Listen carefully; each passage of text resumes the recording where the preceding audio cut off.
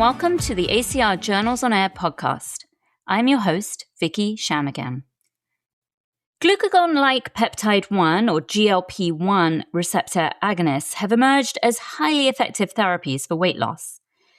But as we've discussed before on this podcast, they were originally studied in type 2 diabetes and have been adapted for wide use in weight loss. With this rising use, what can we learn from real-world data on their impact on patients living with rheumatic and musculoskeletal diseases?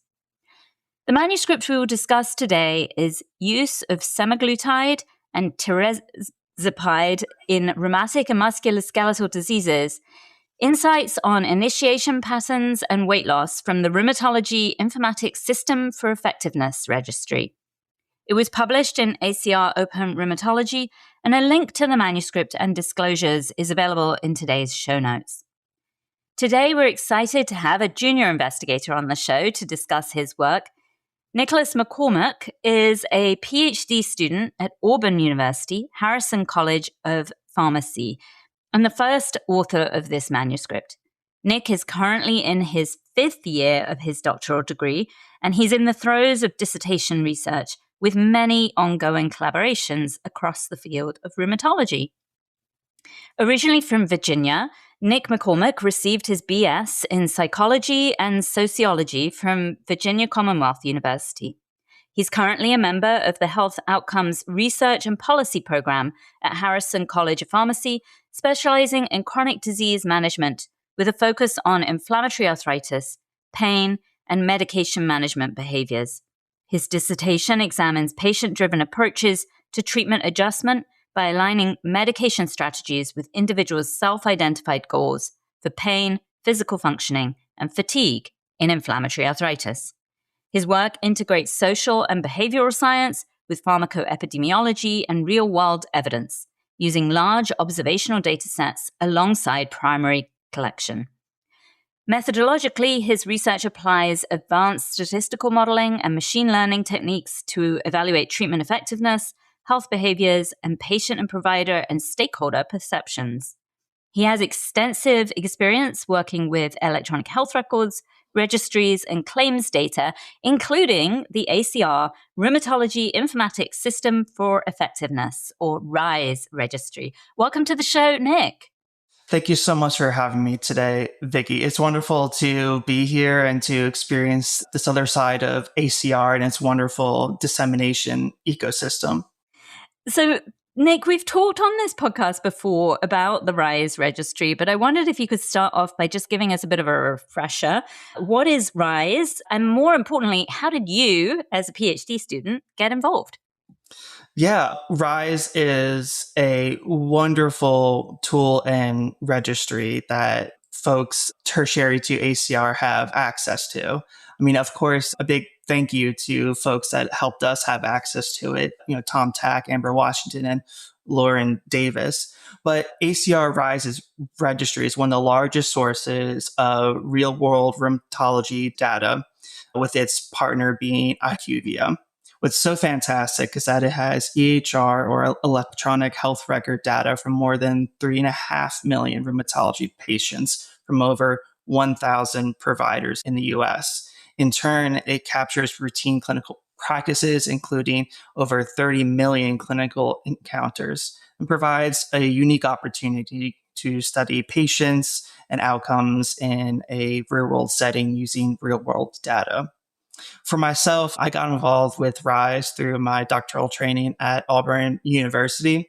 My mentor and advisor, Dr. Kim Garza, introduced me to Dr. Jeff Curtis, a rheumatologist and epidemiologist at the University of Alabama.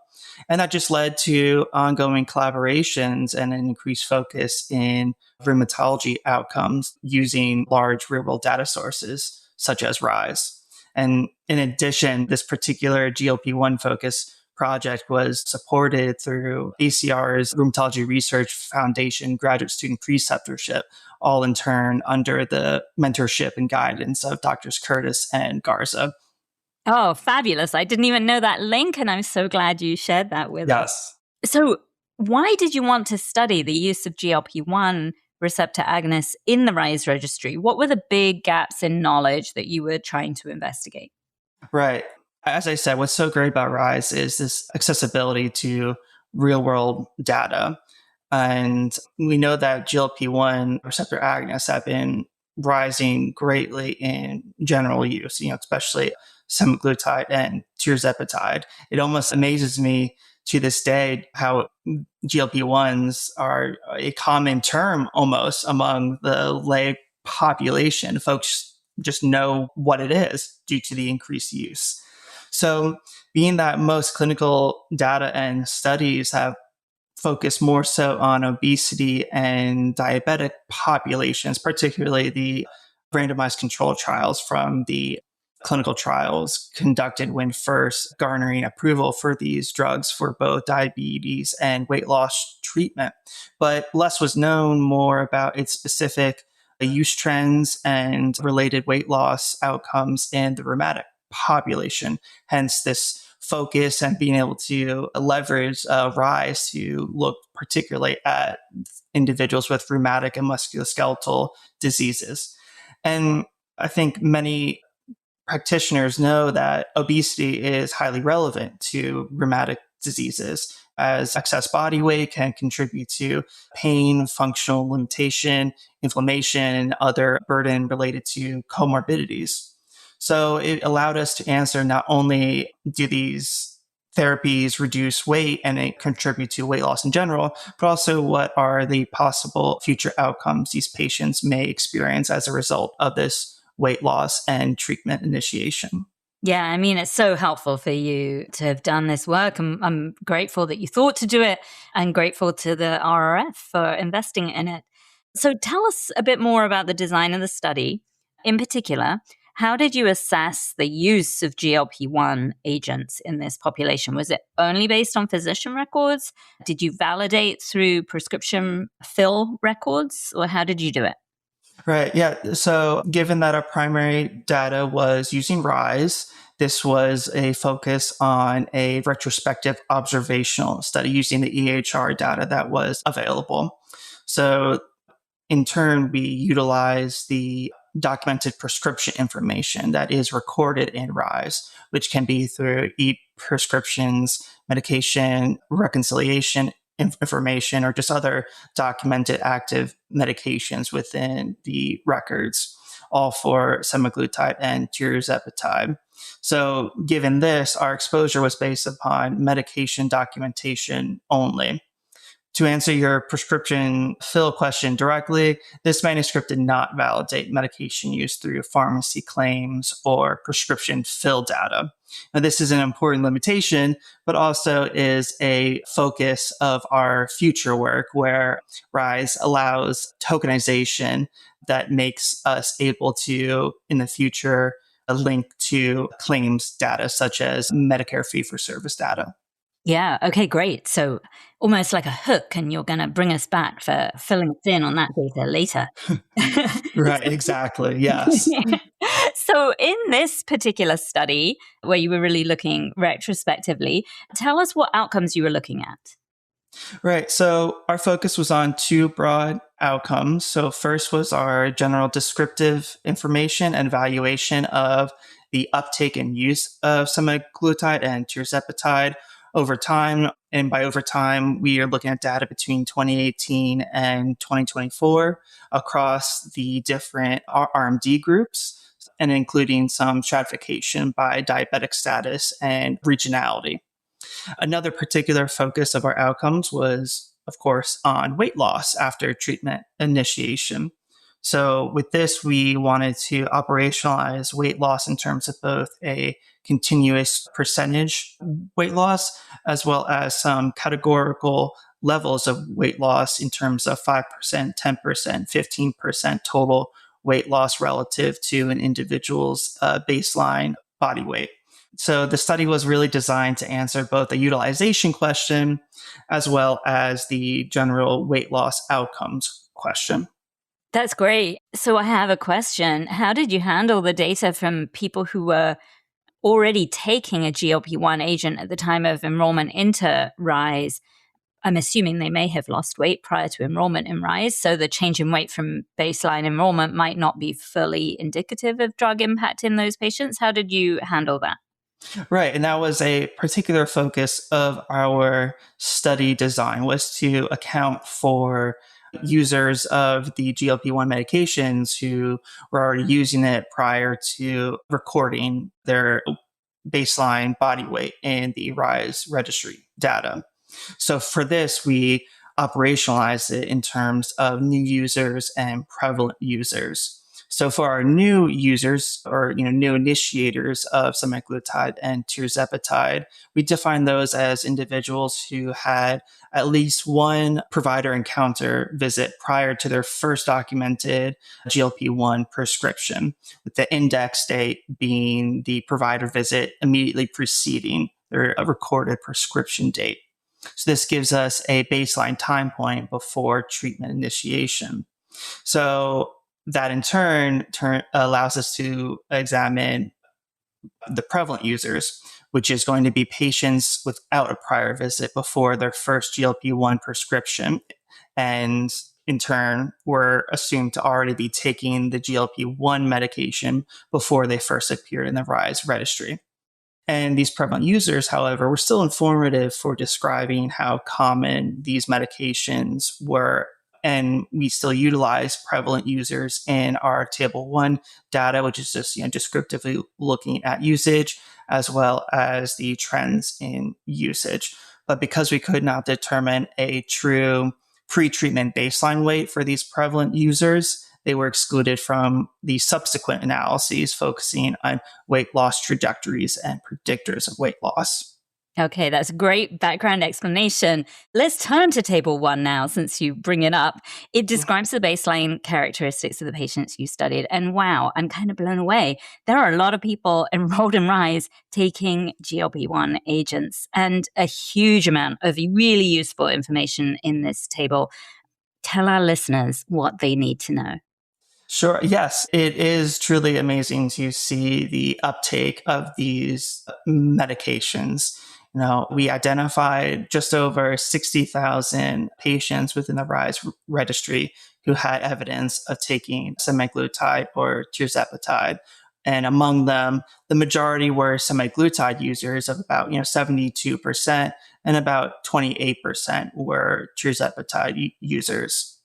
So in turn, we also wanted to describe the characteristics of these users. And the overall population was generally what you would expect from patients being recorded in general rheumatology clinic visits. The mean age was around 57 years. The majority, about 80%, were female. And given that our focus was on GLP-1 users, we of course wanted to examine their body weight as well as their categorized BMI, which identified that most of these users had a higher BMI level of around the 36. So that categorizes them as being on the higher end of the spectrum, with the majority of the users also being diabetic, about 55%. However, that 55% also means that many users were non-diabetic too. So there was also a quick examination descriptively looking at some of the baseline clinically relevant information related to RMDs, such as CRP or ESR values, all showing elevated levels, as one would expect. In turn, we also examined some patient-reported outcomes and disease activity measures with the focus, the RAPID-3 and the CDAI. And within both of those measures, we see that these users with RMDs had also elevated levels of disease activity. And I'm sure none of us is surprised to learn that the use of these agents has increased over time. I'm fascinated to know, there's so many people enrolled in RISE. Were you able to look across specific disease groups and see any patterns of increased use in any specific disease areas? Right. Yeah, that was also a major focus, was to descriptively look at the trends of usage. So yes, we did examine and stratify by a categorization of rheumatic and musculoskeletal diseases. in order to look at trends in their uptake between 2018 and 2024. Of course, we need to account for the fact that these medications were not always approved at the same time. Semaglutide was approved earlier for weight loss treatment than tirzepatide, with semaglutide being approved in 2021 for weight loss and tirzepatide in 2023. So you do see a little bit discrepancy in terms of when usage starts and begins to spike. But among the patients who are using these medications, we do see that the highest prevalence was among the gout or psoriasis patients, followed by patients with inflammatory arthritic diseases such as RA and PSA. And that pattern is fairly plausible given the strong relationships between obesity, metabolic disease, and in turn with gout and psoriatic disease. And it's also, helpful to look at these trends of usage increase over time in the context of table 1 too. So looking just in general among all users of the GLP-1 medication, you see over 35% of them were individuals with inflammatory arthritic diseases, followed by non-inflammatory diseases, and then gout and psoriasis. So the broader message here is that therapies were not only confined to a small subgroup of patients. We observed widespread use across all the RMDs, and uptake has just been increasing over time, similarly across all of the diseases as well. Yeah, I mean, great. I'm so glad you did this analysis because it's going to be so helpful moving forward. So table 2 looks at the weight loss in these groups. Can you walk us through that analysis? Of course. Yeah, so we're getting into the real meat of our findings here. So our table 2, the primary goal here was to compare some clinically interpretable weight loss threshold and outcomes among the new users of GLP-1 medications, along with their paired weight data. And when I say paired weight data, I'm implying that these are going to be the new users who had a recorded baseline weight at their first E&M visit prior to initiation, and then a subsequent recorded body weight 12 months later with a window of plus or minus 12 weeks.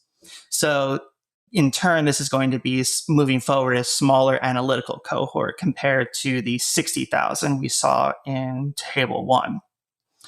And within here, we examined weight change in terms of pounds, percent change, and then again, where the patients are achieving these clinically meaningful weight loss thresholds of 5%, 10%, or 15% weight loss. In turn, we also decided it would be helpful for readers to examine and be able to look at the different outcomes stratified by both the medication types, whether they were semaglutide or tirzepatide users, as well as if the users had a recorded diabetic diagnosis. Oh, you were teasing us. So in this analysis where you investigated the weight trajectories at follow-up and you compared people taking semaglutide and those taking tirzepatide, what did you find? Well, meaningful weight loss was seen basically across the board in both medications. However, the trend we saw here, which has also been, widely recorded in other populations, that the tirzepatide users generally experience greater weight loss than the semaglutide users. So at 12 months, semaglutide users lost an average of about 5.8% of their body weight, while tirzepatide users lost closer to an average 8.2%. And, the trend is similar when examining median values as well. Looking at the different thresholds of 5%, 10%, and 15%, that trend continues where users of tirzepatide more often were achieving those weight loss thresholds versus the semaglutide users. Importantly was also the comparison examination of the diabetic versus non-diabetic users. And here we saw that patients without diabetes generally lost more weight than patients with diabetes in both medication groups. So an example here being that among tirzepatide users, median weight loss was about 9.5% in those without diabetes, compared to 5.9% in those with diabetes. So the main takeaway here is that both therapies were associated with clinically meaningful weight loss, and tirzepatide, was associated with greater weight loss, with diabetic status appearing to also be an important factor. Yeah, amazing. Fascinating work. Mm. You also observed some really interesting findings in the multivariate models when you were looking at the different rheumatic disease populations. I think this data is in table 3. What do we need to know about the different disease subsets and the use of these agents in the real world population of people living with rheumatic and musculoskeletal disease? Right. Our initial descriptive analyses really help feed into our subsequent linear regression models and helped us to identify what are plausible, important factors to consider. So for our multivariable linear regression, our outcome of interest here is going to be percent weight change at 12 months for the new users, all adjusted for various factors, such as, of course, what type of GLP-1 the individual is utilizing, as well as diabetic status, age, sex, baseline weight, race, gender, so on and so forth. So really the strongest findings here end up being quite consistent with our descriptive analyses. Adjusting for all the covariates, we do see that tirzepatide users lost about 2.2% more weight, more body weight than semaglutide users. And in a similar fashion to the descriptive data, patients without diabetes lost more weight, about 1.8% more than patients with diabetes. We do see some new findings here compared to what we were looking at descriptively, such as females generally losing more weight than males, about 2.2% more, as well as some other possibly meaningful factors such as Black patients losing less weight, as well as individuals in areas with higher deprivation losing less weight compared to those in lower deprivation areas. An examination of the different RMD groups, although not as strong in terms of coefficient values, we do see some significant factors here with those with inflammatory arthritis and those with SLE, myositis, and Sjogren's, as well as vasculitis associated with greater weight loss compared to patients that are just in a more general other RMD category. So again, the takeaway message is quite similar to before, where patients are achieving weight loss. The trend is that tirzepatide and non-diabetic patients are losing more weight, and even while adjusting for many other factors, this pattern remains to hold true. Yeah, no, I love this work because, obviously it's real world data from our own rheumatologic practice community. It provides such tangible information for our patients, for physicians who care for them. But the nature of retrospective studies is that there are some limitations. So I'm wondering if you can walk us through the limitations we should be aware of for this specific analysis, and then maybe give some teasers as to what you might be doing next. Sure. Yeah. You already touched on one of our limitations briefly earlier, which is going to be that we're limited by our definition of exposure. So medication use was based upon documentation in the EHR rather than pharmacy fill data. So that means we could not identify patients in terms of whether they were actually filling their prescriptions, how consistently they're taking medications, or even just the dosage of the medications that they were taking. Another limitation, of course, is inherent to it being an observational study. So we can't make any causal claims, such as the gold standard of a randomized control trial can make. Finally, our third more major limitation is that the weight analyses required both a paired baseline and a follow-up weight. So these analyses were limited to patients who only had that level of sufficient longitudinal data. So this is still a common practice in EHR-based research, but it means the analytical cohort for our weight loss outcome models were smaller than the total group of users. Yeah, no, I mean, a message to our listeners is, well, weigh your patients every visit, really carefully document your medication lists, Right. and Nick will be able to do deep analysis on the RISE registry moving forward. Right. The more data, the better, please.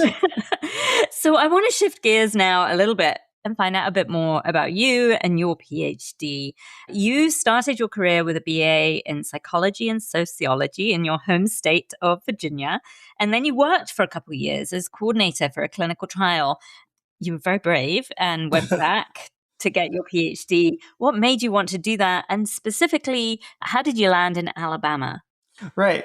My path to my starting of a PhD was definitely not a linear journey. After completing my undergrad, I had the wonderful opportunity to work as a project coordinator for a multi-site randomized controlled trial of a behavioral intervention in a real-world setting. So that role gave me a very hands-on view of research in terms of both recruitment, data collection, implementation, participant engagement, and also the challenges of actually conducting research. During that time, I realized I enjoyed not only coordinating research, but also thinking about how research questions are developed and how evidence can be leveraged to help improve a real-world decision making. However, my time as project coordinator was between 2018 and 2020. And I think many of us know 2020 was a major shift in the world with the COVID-19 pandemic. With the study that I was working in being based in a real world setting, that led to a major shift in terms of what was feasible for that work. So that provided an opportunity for me to also take a step back and think more broadly about what type of work I wanted to do moving forward and other types of training and research I would want to have. So in turn, I started looking online, of course, as we do, and I was drawn to Auburn University. And it was really Auburn itself that drew me to Alabama. During my time as an undergraduate student, I completed a senior research project where I unknowingly started to dip my toes into the field I'm currently working in, where I work closely with some epidemiologic data. So that sort of sparked my interest in understanding how health outcomes may differ across patients and populations. So the health outcomes and research and policy program at Auburn just drew my interest and was just such a natural fit, because it allowed me to combine that curiosity I was trying to stoke the fires of with great training and exposure with epidemiology, biostatistics, and patient-centered outcomes research. That's amazing. And for the first time, I think I've ever thought this. Maybe there were some good things that came out of this pandemic after all. Yes. I definitely found my experience to be quite serendipitous. Yeah, the universe was looking out for you. So Yes. during your PhD, you've really blossomed into this interest in chronic disease management, and particularly rheumatic diseases. Can you share with us how that came about? And then maybe were there any mentors who helped you channel this energy into the rheumatology niche, or did you always have a passion for rheumatic diseases? I certainly more stumbled my way into it. When I first entered my time as a PhD student, my focus was more general, just on chronic disease management, patient-centered outcomes, and health behavior, both related to clinical decision making and patients themselves. However, a major turning point was when I started working with my mentor, Dr. Kim Garza, and through her mentorship, I was able to meet and start working with Dr. Jeff Curtis. And that opened the door to this whole world and realm of rheumatology focused research. As I became more involved in collaborations with Dr. Curtis and Dr. Garza, rheumatology just continue to stand out to me because it brings together this curiosity I had with long-term disease management as well as medication decision making, patient-reported outcomes, and utilization and leveraging of real-world evidence. And it sort of was also coincidental in the sense that it was also personally meaningful to me in that my grandmother had rheumatoid arthritis. So I got to experience and see what it was like for an individual in my personal life living with a chronic disease, and it promoted my desire to want to delve more into the field and hopefully have a positive impact on patients, providers, researchers in all around the world, hopefully one day, knock on wood. Wow. I mean, I think you're probably already having an impact. So amazing story. And thank you for sharing. I'm wondering, everyone on this listening to this podcast knows that the journey to a doctorate is a very long one. I'm wondering if you have any tips for those just starting out. Is there anything you wish someone had told you 5 years ago before you got started? Yeah.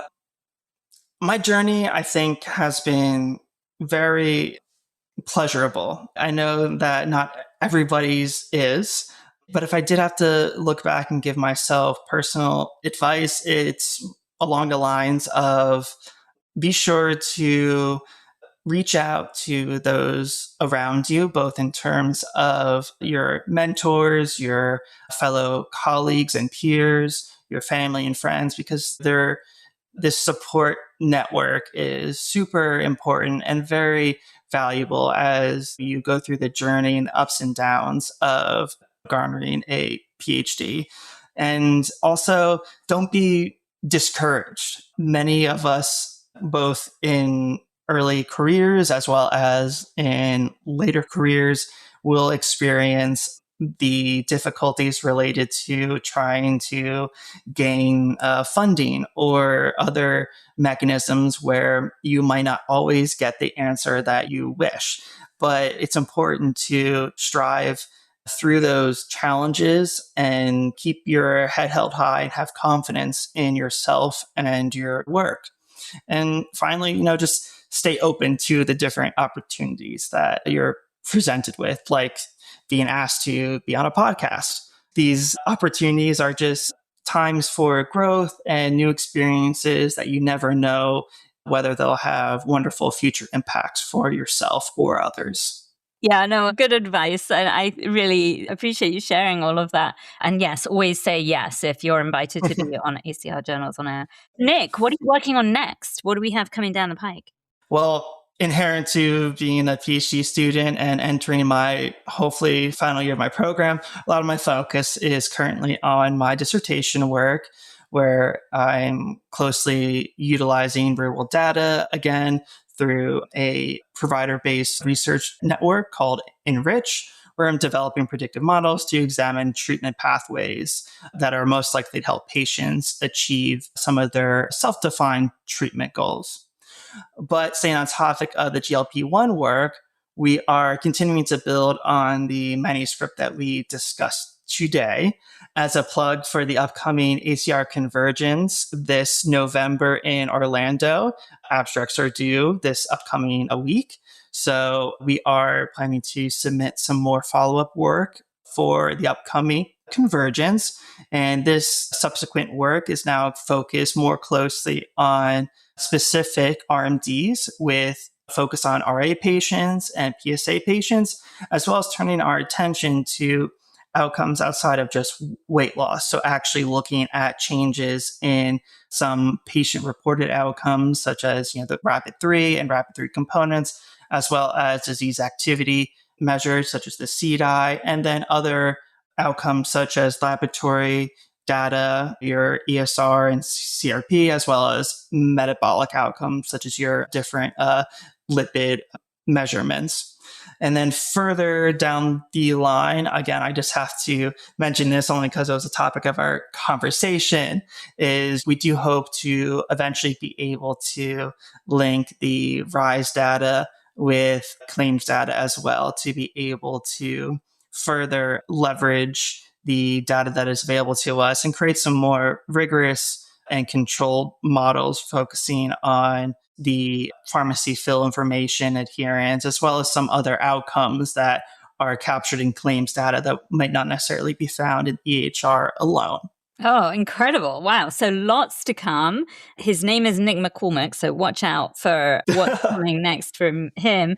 Nick, I really want to thank you for taking the time to talk to us today, walking us through your research and your PhD journey. And I'm so grateful that you're doing this work and helping our patients in this way.